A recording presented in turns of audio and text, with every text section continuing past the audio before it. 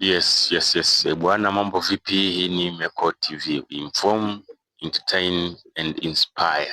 Bwana, nipo hapa kuongea na wewe mshikaji wangu, shabiki wa michezo, kuhusiana na issue moja ambayo ina trend mitandaoni bwana, ni kuhusiana na barua kutoka FIFA.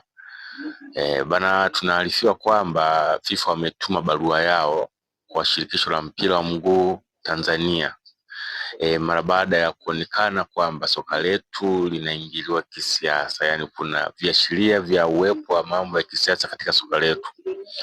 Nipo hapa kushare na wewe, tupe maoni yako, unahisi nini kifanyike na ni wapi tumekosea kiasi kwamba FIFA wametushtukia, na ikitokea tumebainika tukaingia katika kosa hilo, ni wazi moja kwa moja FIFA itatuadhibu aidha kwa kutufungia ama kwa adhabu yoyote. Na mara nyingi adhabu ambayo inakuwa ikitumika mara kwa mara ni adhabu ya kufungiwa. Tunajikumbusha kidogo, nchini Kenya iliwahi kufungiwa miezi 9 kama sikosei, kuto kushiriki mashindano yoyote ya ndani na nje.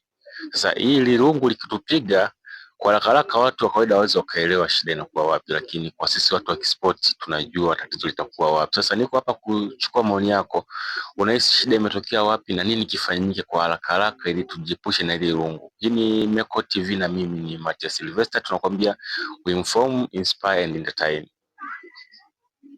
Lakini kabla sijamalizia, usisahau kutufollow, usisahau kushare video hii, like kwa wingi, na ikikupendeza zaidi save as your favorite post.